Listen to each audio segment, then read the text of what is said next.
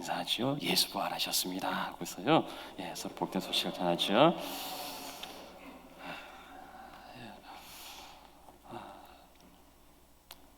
어떤 소그룹에 세 명이요 있었는데 이런 질문을 받았어요. 당신은 장례식에서 어떤 이야기를 가장 듣고 싶으십니까? 첫 번째 사람이 대답합니다. 저는 유능한 의사였고 좋은 아빠였다는 말을 듣고 싶습니다. 두 번째 사람은요, 저는 좋은 훌륭한 선생님이었고 그리고 누구보다도 사랑이 많은 사람이었습니다. 이런 이야기를 듣고 싶습니다. 자, 이제 세 번째 사람이 되었죠. 전 이런 이야기를 듣고 싶습니다. 저 사람 움직인다. 뭔 이야기인지 아세요? 예, 죽었어도요 다시 살고 싶은 그런 열망이 우리 누구에게나 있습니다. 여러분, 그 죽은 사람 살리는 비즈니스가 있으면 어떨까요? 대박 날까요? 망할 수도 있어요. 왜냐하면 사람들은 믿지 않을 테니까. 어떻게 죽은 사람이 살아납니까? 이 허무맹랑한 이 잠꼬대 같은 소리지요. 어떻습니까, 여러분? 죽은 사람이 살아난다면 여러분 믿으시겠어요? 아무도 없죠. 그래도 혹시 또 믿는 분이 계실지 몰라서 한 번 더 물어볼게요. 죽은 자가 살아나는 것을 믿습니까? 예. 한 분만 믿어요. 예, 예수님 부활하셨을 때나 지금이나 부활을 믿기는 참 어렵습니다. 예수님께서 이미 부활하셨어요. 그런데 제자들은 자기에게 그 죄어오는 그 두려움에 다 꽁꽁 숨어버렸습니다. 모든 제자들이 다 숨어서 나오질 않아요. 여러분, 그 복음서를 보시면은요, 제자들이 그 부활하신 예수님을 만났습니다. 만났는데도 이들은 고기나 잡으러 가겠다고 옛날 생활 터전인 이제 갈릴리로 돌아가는 것을 보게 됩니다. 이런 모습이나 오늘 우리 시대나 이렇게 오버랩하면 다르지 않아요. 익숙합니다. 부활, 그 돈눈의 아침빛 같은 그러한 무덤을 열었던 그 생명력, 외양간에서 나온 송아지가 자유를 얻어서 뛰는 것처럼 그러한 왕성한 생명력, 이제 우리에게는 그 지나간 추억인 것 같아요. 우리는 그런 시절이 있었습니다.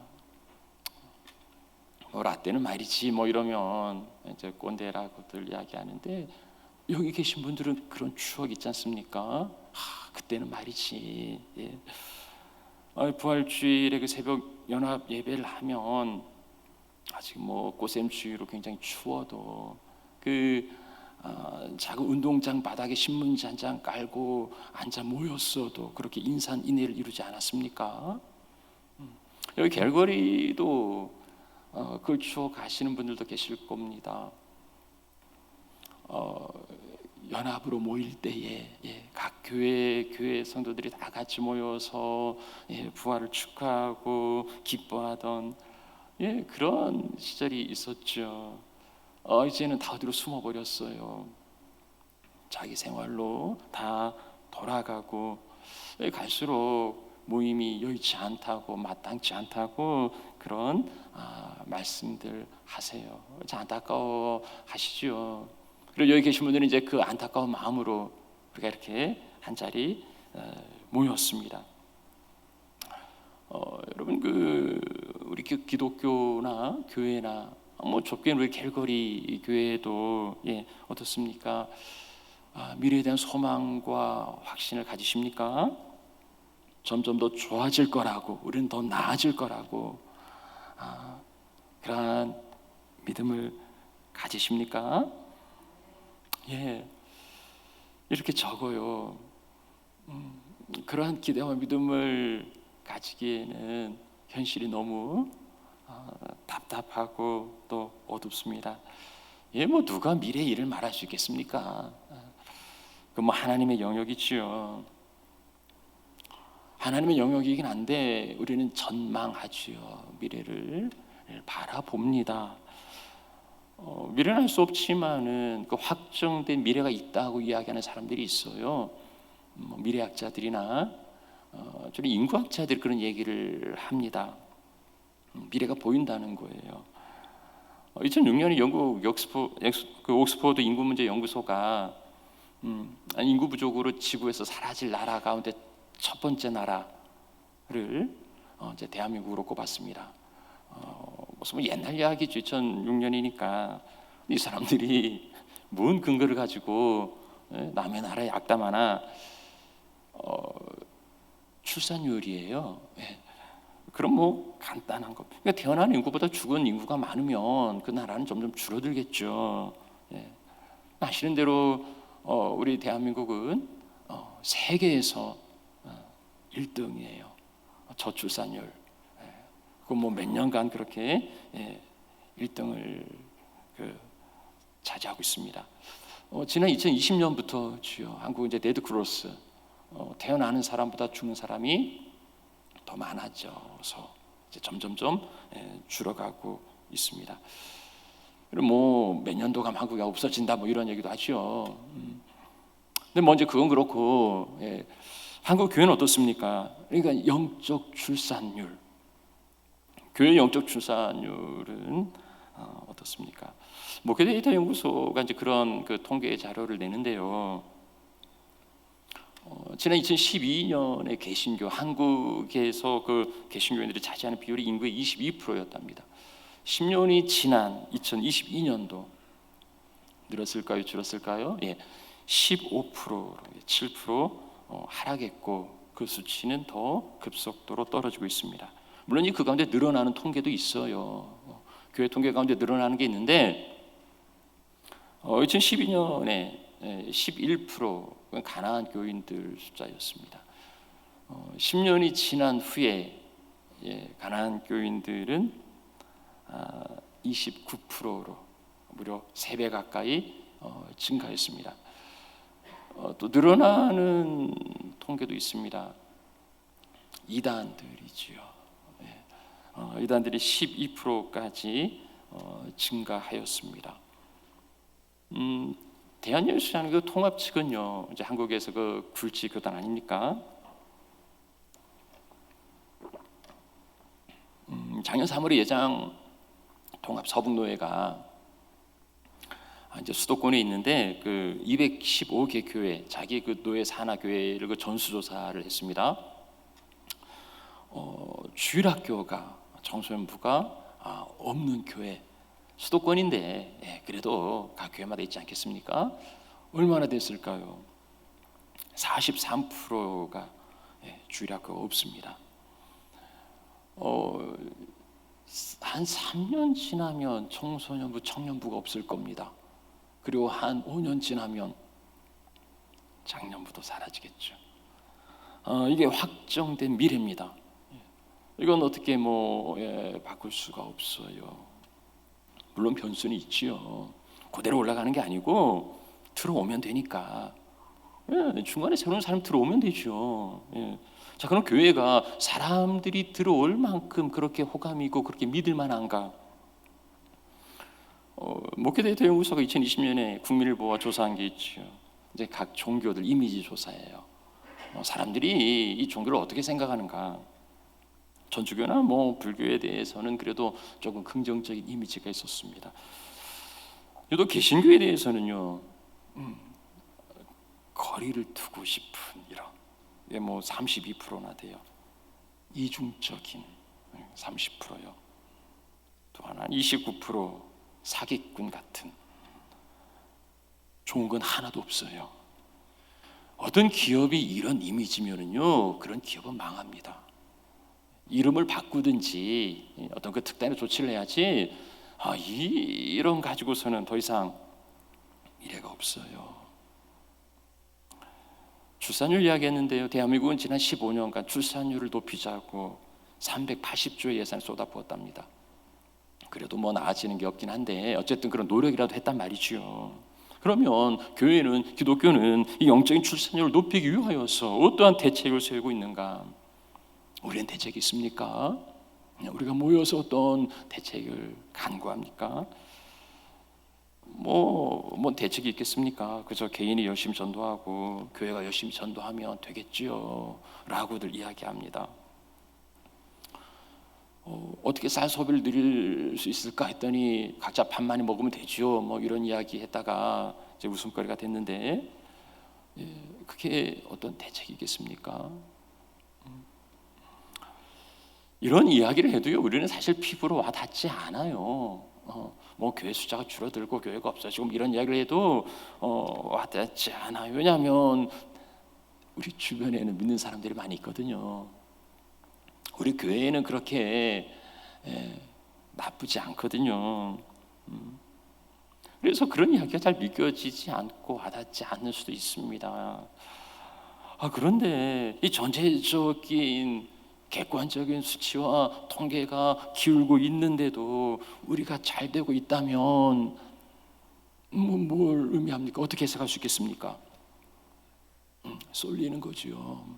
거기 괜찮다더라, 거기 잘 된다더라, 거기 좋다더라 하니까 사람들이 다 그곳으로 몰려드는 거죠. 그러면 사람들이 몰려들면 새로운 사람들이 아니잖아요. 어디 있던 사람들인데 그러면 그곳은 없어지겠지요. 그게 좋은 현상은 아닌 거지요. 균형을 잃어버리면 침몰해요. 더 빨리 침몰해요. 한국의 경우는요, 국세청 자료에 의하면은요, 팬데믹 2년을 지나면서 사업자 등록을 말소한 교회가 4,519개랍니다. 재미있는 기독교 선교 재단이라는 그 미국에 있는 그 포털 기독교 단체인데요. 여기가 조사한 거에 의하면은 미국의 그 팬데믹을 지나면서 한인 교회 5개 가운데 하나가 문을 닫았다고 그래요. 재정은 바닥나고 성도는 떠나가고, 그래서 교회 문을 닫아야 할지 열어야 할지 이렇게 버티고 있는 게 뭔 의미가 있는지, 그렇게 낭떠러지에 내몰린 절박한 교회들이 지금도 있습니다. 주머니 돈이 쌈짓 돈으로 들어온다고 해서 그 사람이 부자 되겠습니까? 우리 기독교가 생명의 종교라고 이야기하죠. 그렇지요. 기독교는 생명의 종교입니다. 그런데 정작 우리 생명은 어쩌면 점점 희미해져 가고 있는 것처럼 보입니다. 그렇게 꺼져가고 있는 그 백두조차도 우리는 모르거나 알아도 외면해요. 오늘날 부활의 복음이 가장 필요한 곳이 어디입니까? 다시 살아나야 하는 곳은 어디입니까? 이 죄악으로 망해가는 세상이나 죽어가는 영혼들이 이 부활의 복음을 들어야지요. 그런데 세상은요, 너나 잘하라고, 너부터 살아나라고 그렇게 빈잔을 줄지 모르겠습니다. 자기들도 죽어가면서 여기 생명이 있다고 그렇게 말하는 건 어찌면 그 코미디 아닙니까? 자기들도 죽어가면서 이 생명이 있다고 말한다면 그거 사이비 아닙니까? 여러분 이 뚱뚱한 그 헬스 트레이너 보신 적 있으세요? 비만한 그 헬스 트레이너가 있습니까? 그런 사람 여러분에게 건강을 책임져 준다고 이야기하면 어떻게 그런 사람에게 여러분의 건강을 맡기시겠습니까? 너부터 좀 건강을 좀 회복하라고 그러지 않겠습니까? 교회가 예수의 부활을 선포하려면은요, 정말 예수가 죽음 가운데 살아났다고 선포하려면 먼저 교회가 살아나고 교회가 그 생명력을 가져야 할 줄 믿습니다. 그게 더 시급하고 절실한 문제예요. 그래 오늘 저는 교회여 부활하라고요. 이 제목을 그렇게 잡았습니다. 교회여 부활하라. 오늘 교회를 향하여 주시는 주님의 말씀 함께 나누고자 합니다. 예, 저 두 가지 말씀드리려고 하는데요. 첫 번째는 이제 이 본문에서 부활의 현장, 부활의 현장이 어디입니까? 어디에서 부활이 일어났습니까? 부활의 현장은 어디입니까? 어디에서 부활이 일어났습니까? 우리 1절 2절 보시면은요, 부활이 일어난 곳은 무덤이에요. 죽음이 지배하는 무덤입니다. 죽음이 있는 곳에 부활이 있습니다. 다시 살아나려 하면, 다시 살고자 한다면 죽어야 한다는 거지요. 부활이라는 한자어는 다시 산다는 겁니다. 다시 살아나는 거예요. 살아있는 사람 부활하지 않아요. 그냥 살아있는 거지요. 부활은 죽어야 사는 겁니다. 죽지 않으면 부활도 불가능해요. 부활의 능력은, 부활의 경험은 죽을 때에 일어납니다. 예수님께서 말씀하셨습니다. 내가 진실로 진실로 너에게 이르노니 하늘의 밀이 땅에 떨어져 죽지 아니하면 하늘 그대로 있고 죽으면 많은 열매를 맺느니라. 죽지 아니하면 자기 건 지킬 수 있어요. 죽지 않으면 그 모습 그대로는 간직할 수 있습니다. 그러나 그대로예요. 그것뿐이에요. 죽지 아니하면 그대로 있지만, 그러나 죽으면 많은 열매를 맺는다고 말씀하세요. 그것을 주님께서는 당신의 죽음을 통하여서 증명해 보이셨습니다. 인자에 온 것은 섬김을 받으려 함이 아니라 섬기려 하고, 그리고 자기 목숨을 많은 사람의 대속물로 주려 함이라. 그렇게 주님께서 죽으심으로 오늘 우리가 다시 살아난 거 아닙니까? 오늘 우리에게도 그 길을 걸으라고 말씀하시지요. 예수의 삶은, 우리가 걷는 예수의 길은 죽음의 길입니다. 비움이고 섬김이고 희생이고 헌신이에요. 죽음이라는 게 그래 뭐 죽자, 그냥 다 끝내버리자, 이런 거 아니잖아요. 또 행여 또 그렇게 오해하셔가지고 부활절 갔더니 뭐 다 자살하자고 뭐 이런 얘기 하더라. 그래 하시면 곤란하고요. 죽음은 그런 의미가 아닙니다. 예수님은 십자가에 죽으시기까지 우리를 사랑하시고 그 삶을 통하여서 희생의 삶을 보여주셨습니다. 그 후에 부활의 영광과 기쁨이 있었던 겁니다. 그런데 우리가 왜 못합니까? 쉽지 않아요. 뭐 죽는 게 쉽습니까? 뭐 인생을 포기한 사람이 아닌 다음에야 죽는 거 쉽지 않아요. 예수님도 그러셨지요. 이 죽음 앞에 이 잔이 내게서 지나가게 해달라고 3번이나 기도하신 후에 그렇게 십자가에 나가셨습니다. 죽는 거 쉽지 않아요. 사람들이 얼마나 악착같이 살아갑니까? 얼마나 치열합니까? 전쟁도 싸움도 불사합니다. 어떻게 해서든지 그렇게 살아보려고 그럽니다. 세상 사람도 그렇고 그런 면에서는 믿음의 사람들도 별반 다르지 않은 것 같아요. 교회도 그렇게 크게 다르지 않습니다. 그러니까 사람들은 교회를 이제 권력 집단으로, 이익 집단으로 그렇게 이제 이해하기 시작했습니다. 하기는 뭐 이게 뭐 알바게 해가지고 수백억을 벌어들인 교회도 있다니까 뭐 그렇게 말한다 해도 또 딱히 변명 못할 것 같아요.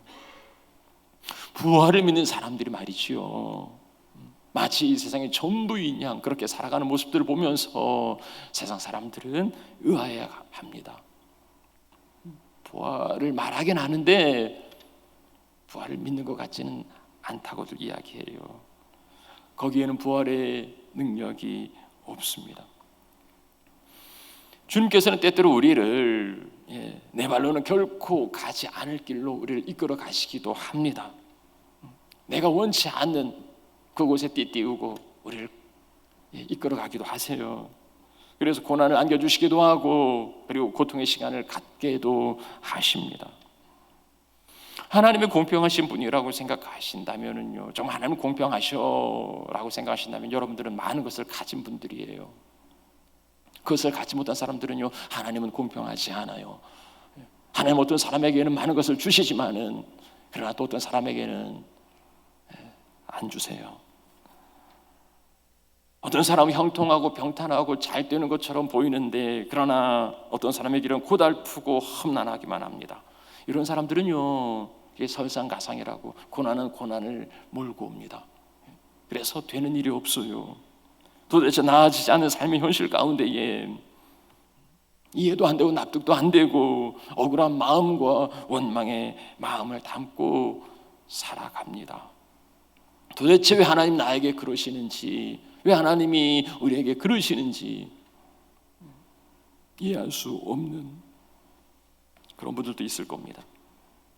그런데 그 길을 먼저 걸으셨던 분이 계세요. 그렇게 살으셨던 분이 계세요. 그리고 그분이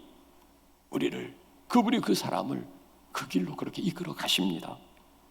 주님께서는 당신을 위해서가 아니라 나를 위하여서 그 길을 기쁘게 걸어 가셨습니다. 그리고 우리를 그 길로 이끄시는 이유는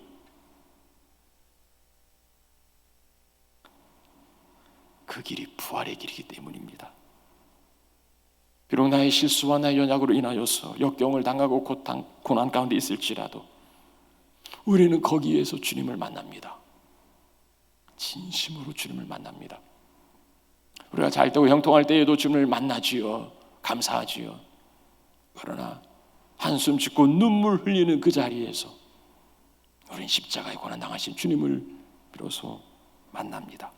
낮아서 죽은 자같이 되었을 때에, 더 이상 세상에 소망이 없다고 할 때에 주님은 그에게 부활의 기쁨을 주실 줄 믿습니다. 무덤을 영어로 tomb이라고 TOMB라는 알파벳 쓰는데요, 알파벳 T를 그 W로 바꾸면 WMB, 자궁입니다. 무덤이나 자궁이나 그 환경은 비슷한 것 같아요. 그러나 다릅니다. 헬리나 하우엔이 그 책 죽음 가장 큰 선물에서 어머니 모태에 있는 그 쌍둥이 태아들의 그 대화를 가지고 그 이야기해요. 여동생이 오빠에게 말합니다. 나 말이지 태어난 후에도 삶이 있다고 믿어. 오빠가 강력히 반대해요. 뭔 소리 하는 거야? 태어난 후에? 절대 그런 거 없어. 여기가 다 전부야. 응? 여기 얼마나 좋은데 우리를 먹여주고 살려주는 대출만 잘 붙들고 있으면 여기서 사는 거야. 여동생이 또 이야기해요. 내 말해줄겠는데 오빠 뭐 안 믿겠지만 나는 엄마가 있다고 생각해. 이 오빠가 엄마가 뭐야? 너 봤어? 너 본 적 있어? 뭔 뚱딴이 같은 소리 하고 있어. 나 한 번도 본 적이 없어. 그런 거 없어. 여기가 전부라니까. 왜 자꾸 딴 생각을 해? 오빠가 하도 그러니까 이제 이 동생이 아무 얘기를 못 해요. 근데 뭐 어디 딴 데 이야기할 데도 없잖아요. 또 다시 이야기합니다. 가끔 뭔가 그 꽉 죄오는 것 같은, 좀 기분도 나쁘고 좀 아프기도 하는데 그런 거 느끼지 않아? 나도 그렇지, 나도 그래. 이제 동생이 말해요. 내 생각에는 말이지, 이게 우리를 다른 곳으로 보내주려는 새로운 세상으로 우리를 보내주려는 그런 사인인 것 같아. 흥분되지 않아? 오빠가 아무 얘기 안 해요. 예, 이제 헬리나 하우엔이 그런 이야기를 소개하는데요. 어떻습니까, 여러분?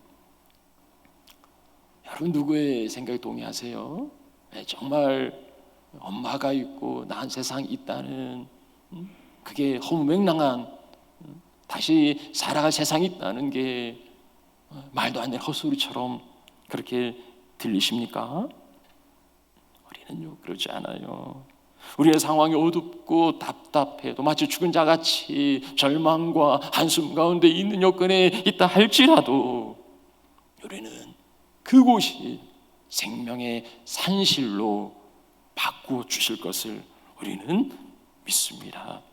그래서 비록 그 가운데 살아간다 할지라도 보이지 않는 길을 고통과 눈물 가운데에 그 길을 살아간다 할지라도 우리는 기쁨으로 그 길을 걸어갈 수 있습니다. 기쁨으로 예수의 길을 걸어가는 주님의 제자들이 되시기를 축복합니다. 우리 한 가지 더 생각해 볼 게 있어요. 부활의 주인은 누구인가 하는 거예요. 부활의 주인공은 누굽니까? 오늘 본문에서 누가 살았습니까? 누가 부활했습니까?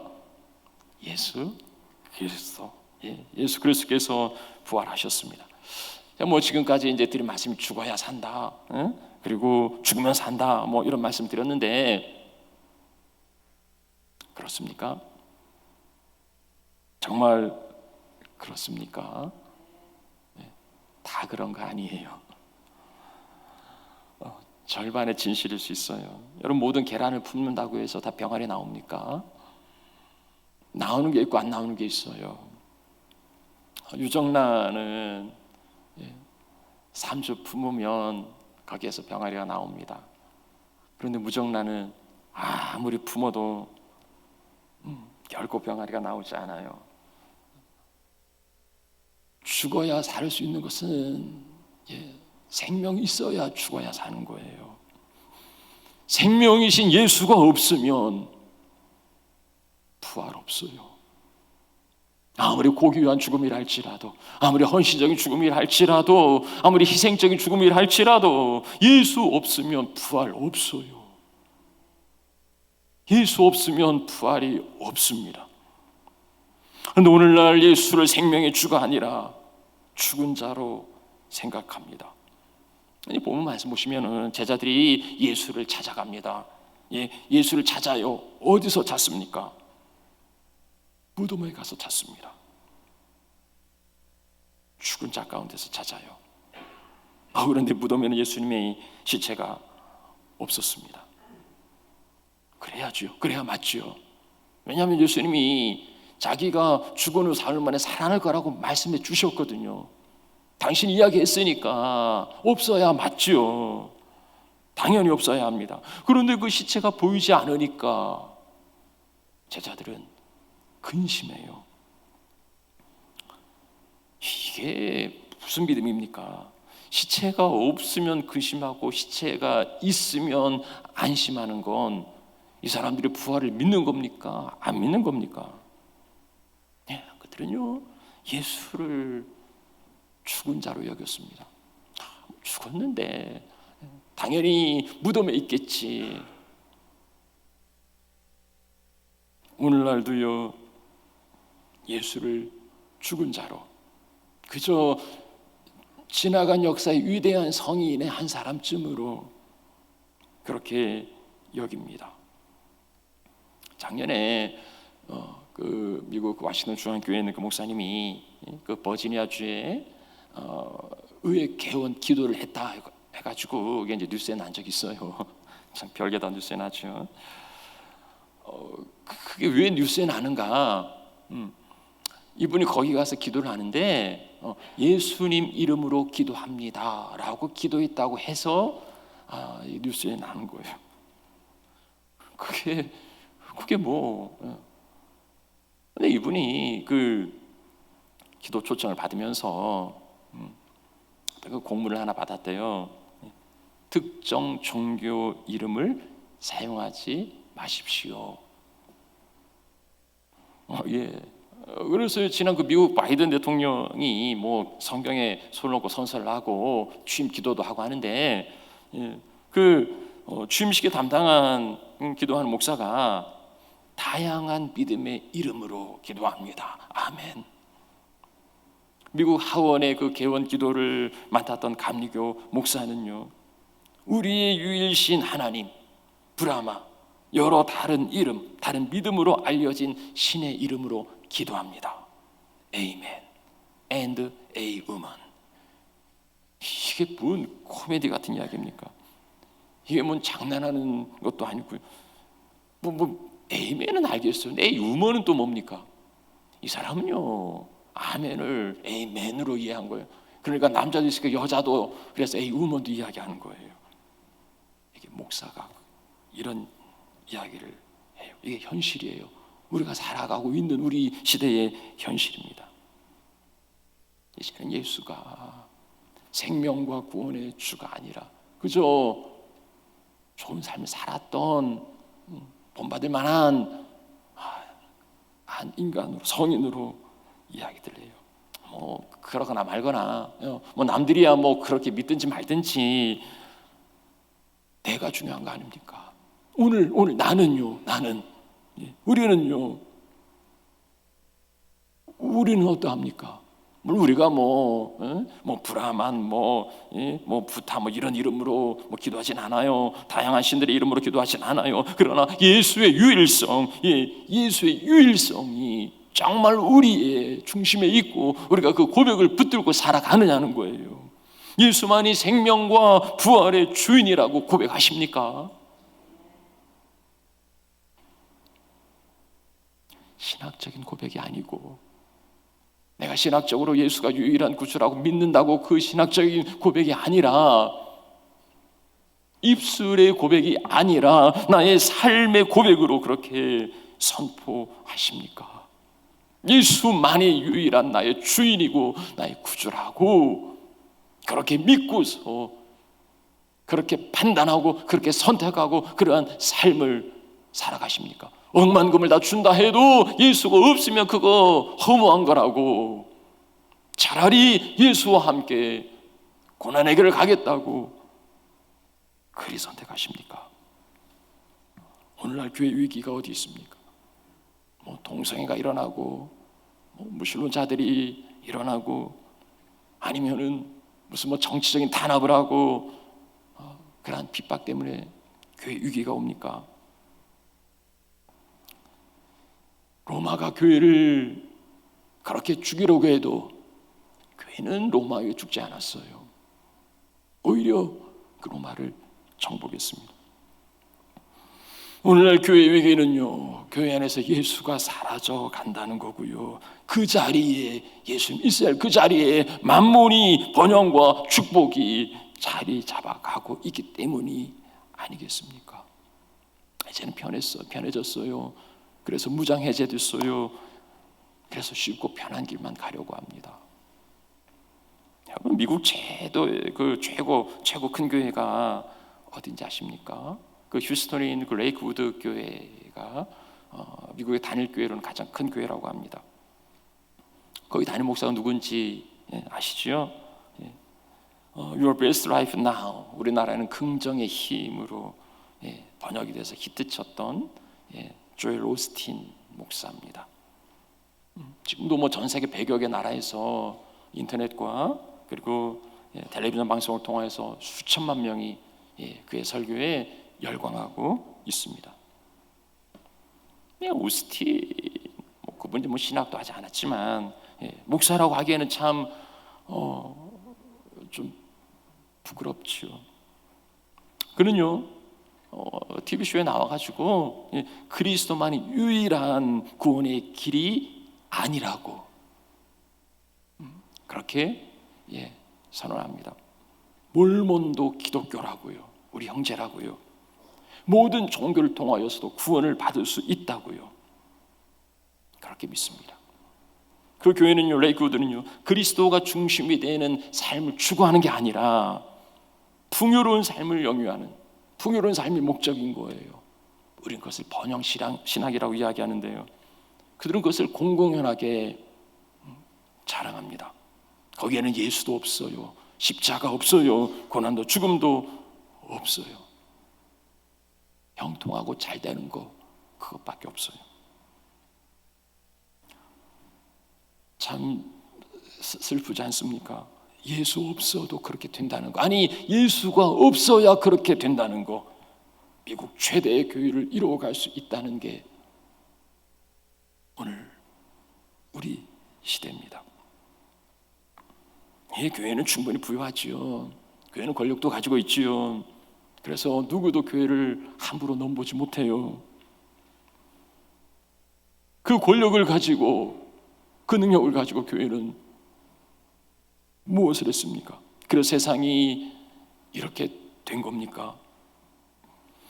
예수가 아닌 권력과 힘과 부유로 해보려 한다면은요, 성도도 예수와 믿음이 아닌 세상의 방법으로 살아가려고 한다면은요, 살아갈 수 있겠지요. 그러나 거기에는 생명이 없어요. 거기에는 부활이 없어요. 예수 없으면 생명 없습니다. 예수 없으면 부활 없습니다. 부활하신 예수 그리스도, 그 예수 그리스도를 붙들고 예수 그리스도로 살아가시고 예수 그리스도를 살아내시는 하나님의 자녀들 되시기를 축복합니다. 이제 말씀 마치겠습니다. 부활절 아침에 죽음의 권세를 이기시고 살아나신 이 부활절 아침에 우중충한 말씀을 드린 것 같아서, 말씀을 준비하고서도 이걸 드려야 할지 말아야 할지, 바꿔야 할지 해야 될지 고민이 있었습니다만, 어차피 한 번 하는데 제가 뭐 다시 자리 설 기회도 없고, 앞으로 25년 후에 쓸 건데 그때는 뭐 제가 있지도 않을 거고 생명의 종교라는 기독교와 교회는 점점 그 빛을 잃어가고 있는 것 같아 안타깝습니다. 그리고 두렵습니다. 그것을 아는지 모르는지 우리는 속수무책으로 방관하고 있습니다. 우리가 세상을 향하여서 기독교는 생명과 부활의 종교라고 외치지만, 세상은 우리에게 스스로 그것을 증명해 보이라고, 정말 생명과 부활이라면 너희가 그것을 증명해 보이라고 그렇게 이야기합니다. 자기들도 살아나지 못하면서 생명을 외친다는 건 어불성설이지요. 그래서 예수의 부활이 시급하고 절실하게 이루어져야 하는 그 현장은 교회입니다. 교회가 다시 부활해야 합니다. 교회가 다시 깨어나야 합니다. 어떻게요? 부활의 현장은 무덤이었습니다. 죽으면 살아요. 죽으면 다시 살아날 수 있습니다. 우리는 얼마나 죽지 않으려고 발버둥합니다. 죽지 않으려고 해서 생명을 유지하고 있는데 오히려 죽어가고 있습니다. 예수님이 걸으셨던 고난과 죽음의 길은 결국 부활의 길이었습니다. 우리가 가야 하는 길도, 우리가 살아내야 하는 예수의 길도, 십자가의 길도 죽음을 지나야만 영광에 이를 수 있는 그 길입니다. No cross, no crown. 십자가와 죽음 없는 부활은 없습니다. 더 희생하고 더 낮아지고 더 헌신의 자리로 나아가야 합니다. 부활의 주인은 예수님이에요. 예수 없으면 부활도 없습니다. 뭘 해도, 뭘 쏟아부어도 예수 없으면 다 허사예요. 오늘날 사람들은 예수를 죽은 자 가운데서 찾으려고 합니다. 예수 대신 다른 걸로 해보려고 그래요. 예수 대신에 번영과 축복을 맹신하는 우리도 어쩌면 예수를 죽은 자로 간주하고 있는지도 모르겠습니다. 부요와 권력으로, 세상의 방법으로 살아가려고 한다면 거기에는 부활이 없습니다. 사랑하시는 성도 여러분, 교회가 죽지 않아서 죽어간다면 죽어야 산다는 주님의 말씀을 붙들고 그렇게 죽어가야 하겠습니다. 교회가 예수가 없어서 죽어간다면 그 생명의 줄을 다시금 붙들어야 하겠습니다. 예수의 유일성이 신학이 아니라, 입술의 고백이 아니라 삶으로 증거하고 선택하고 그렇게 살아내면 좋겠습니다. 부활은 기념식이 아니에요. 우리가 이 아침에 기념식 하자고 모인 건 아닙니다. 그렇게 끝나는 사건이 아니라 살며야 하죠. 그래서 부활의 생명이 내 안에 있으니까 우리는 그 부활을 살아갑니다. 우리 삶 앞에 죽음이 있다 할지라도, 역경과 고난이 있다 할지라도 우리 안에 생명이 있으니까 우리는 두려워하지 아니하고 기쁨으로 그 길을 걸어갑니다. 그렇게 부활을 살아내시는 하나님 자녀들이 되시기를 부활하신 예수 그리스도 이름으로 축원합니다. 우리 잠깐 한번 기도하면 좋겠습니다. 동성으로 하시든 묵상으로 하시든 잠깐만. 제가 3가지 말씀드렸는데요, 그 3가지 가지고 함께 기도하겠습니다. 첫 번째는 오늘 우리 시대 교회가 부활하면 좋겠습니다.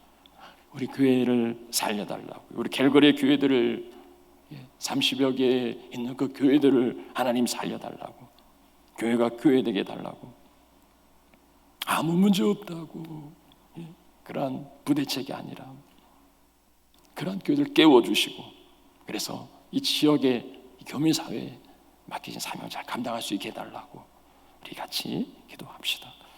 두 번째는 죽어야 산다는 것을 알면서도 악착같이 살아보려고 발버둥하지 않았습니까?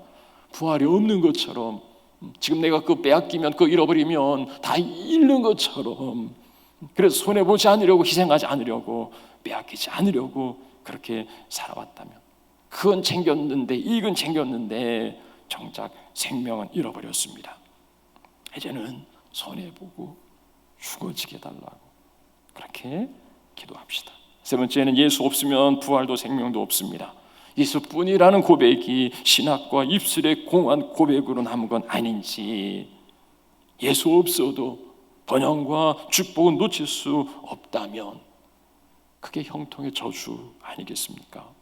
예수만이 전부라고, 그렇게 예수로 살아가게 해달라고, 부활의 생명으로 살아가게 해달라고 우리 같이 한번 기도하시겠습니다. 하나님 아버지 감사합니다. 오늘